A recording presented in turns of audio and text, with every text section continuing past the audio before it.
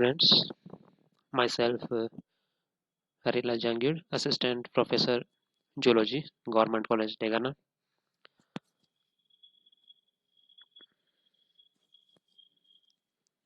BSc first year के लिए जो आपका फर्स्ट पेपर है, diversity of animals and evolution, प्राणियों की विविधता और जैव विकास, ये आपका फर्स्ट पेपर है जूलॉजी का, जिसका अपन जो पहला चैप्टर है वो आज लेते हैं, टेक्सोनॉमी। इसमें अपन बेसिक जो कुछ कंसेप्ट हैं वर्गीकी या टेक्सोनॉमी के, वो इसमें अपन चर्चा करेंगे, इसके बारे में पढ़ेंगे। जब तक ऑफलाइन या कॉलेज क्लासेस नहीं होती है तब तक अपन इसी तरह से वीडियो के माध्यम से या अन्य नोट्स के माध्यम से पढ़ते रहेंगे। आप लोग भी अपनी स्टडी कंटिन्यू रखें। तो टेक्सोनॉमी या वर्गीकी क्या है, क्या इसके कंसेप्ट हैं, तो कुछ इसमें अपन बेसिक चीज़ें ले लेते हैं कि क्लासिफिकेशन या वर्गीकरण क्या है। तो जीव जंतुओं को समानताओं और असमानताओं के आधार पर छोटे बड़े अपन ग्रुप्स में बांटते हैं, वो प्रोसेस कहलाती है क्लासिफिकेशन या वर्गीकरण। ठीक है। जो वर्गीकरण किया गया है वो समानताओं और असमानताओं के आधार पर किया गया है, अलग अलग ग्रुप्स में जंतु को बांटा गया है। उसके बाद है कि जीव जंतु का नामकरण क्या है। तो जंतु जातियों का सही निर्धारण करके उनको एक वैज्ञानिक नाम देना, साइंटिफिक नेम देना, नामकरण कहलाता है, ताकि पूरे विश्व में वो आइडेंटिफाई की जा सके, एक ही नाम से जाने जाए। अलग अलग देशों में अलग अलग नाम होते हैं भाषाओं के अनुसार, लेकिन जो अपन साइंटिफिकली बात करते हैं तो ये इनको एक नाम दे दिया जाता है जिससे सभी इसको आइडेंटिफाई कर सके, दैट इज नोमेनक्लेचर। और अगली टर्म है वर्गीक या टेक्सोनोमी क्या है, क्लासिफिकेशन साइंस क्या है, साइंस ऑफ क्लासिफिकेशन या वर्गीकी। तो ये जो क्लासिफिकेशन है वो नोमेनक्लेचर है। ठीक है। इनके को वर्गीकरण करना, नामकरण देना, इनमें जो इनके जो सिद्धांत हैं, नियम हैं, विधियां हैं, इन सब का जो अध्ययन है उसको अपन जिस ब्रांच में अध्ययन करते हैं जूलॉजी की, वो कहलाती है वर्गीकी या टेक्सोनोमी कहलाती है। नेक्स्ट, जंतु विज्ञान का पिता, फादर ऑफ जूलॉजी अरस्तु कहा जाता है, जिन्होंने बहुत कुछ काफी रिसर्च की और काफी जंतुओं के बारे में जानकारी दी, तो इनको फादर ऑफ जूलॉजी कहा जाता है, अरस्तु। इन्होंने एक किताब लिखी थी जिसका नाम है हिस्टोरिया एनिमेलियम। हिस्टोरिया एनिमेलियम बुक जो है किसके द्वारा लिखी गई, अरस्तु के द्वारा लिखी गई, जिसमें उन्होंने काफी कुछ जानकारी जंतु के बारे में दी थी। जो कि अरस्तु ग्रीक दार्शनिक भी थे और एक वैज्ञानिक भी थे।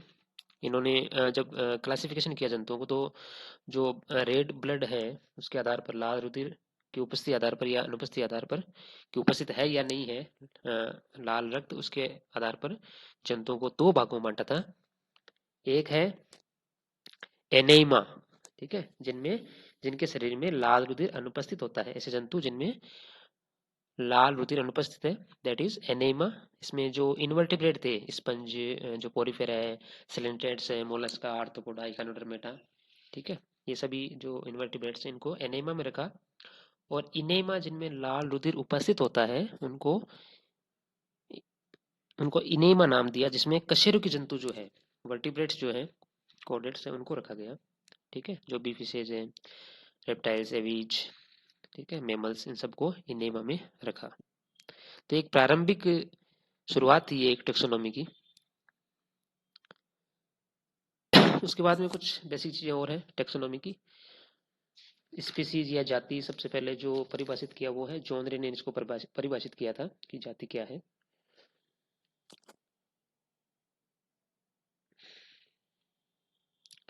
जॉन रे कहते हैं वे सब जंतु जिनकी उत्पत्ति एक ही प्रकार के जनक से होती है, एक ही जाति के सदस्य कहलाते हैं।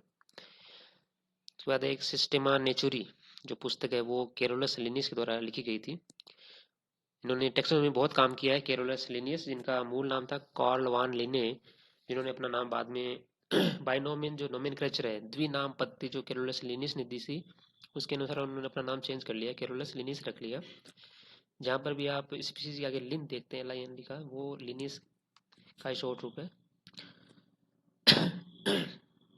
तो इन्होंने जो बुक लिखी उसका नाम है सिस्टेमा नेचुरी, जिसमें उन्होंने टेक्सोनॉमी सिस्टेमा नेचुरी बुक लिखी, जिसमें उन्होंने काफ़ी सारी जातियों का वर्गीकरण किया और इसके लिए जो उन्होंने प्रणाली अपनाई उसी से ही आधुनिक जो वर्गीकरण की प्रणाली की नींव पड़ी थी।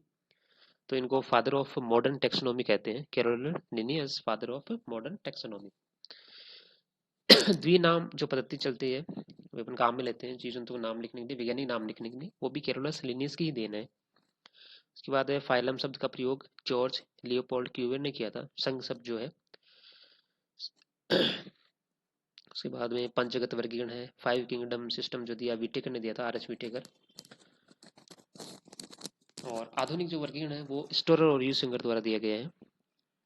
जाति वर्गीकरण की सबसे छोटी इकाई है, ठीक है, और मूलभूत इकाई है।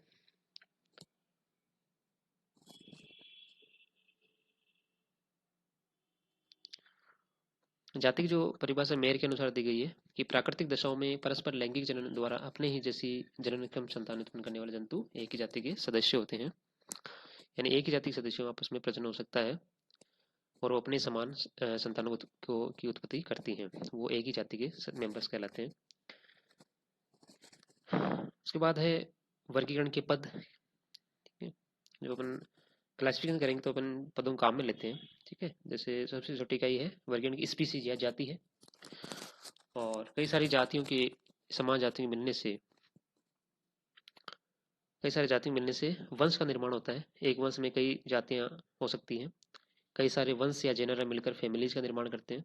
फैमिलीज ऑर्डर गण का निर्माण करेंगी। कई सारे गणों के बाद में इसका जो अगला टेक्सा है वो है क्लास वर्ग। कई सारे वर्ग मिलकर के संघ का निर्माण करते हैं और सारे के सारे जो संघ हैं वो मिलकर के पूरा जंतु जगत का निर्माण करते हैं, ठीक है।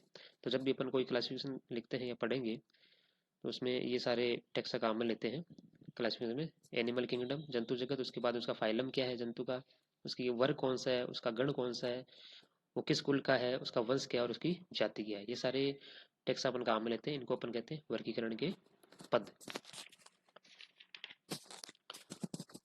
तो ये कुछ बेसिक चीजें थी टेक्सोनोमी या वर्गीकी की। उम्मीद करता हूँ आपको वीडियो पसंद आएगा। और अगला जो चैप्टर अपन उसमें पढ़ेंगे द्विनामपत्ति है, त्रिनामपत्ति है, ठीक है, और जंतु का नामकरण कैसे किया जाता है, रूल्स ऑफ नोमेनक्लेचर क्या है, वो अपन अगले अगले चैप्टर में पढ़ेंगे। Thank you.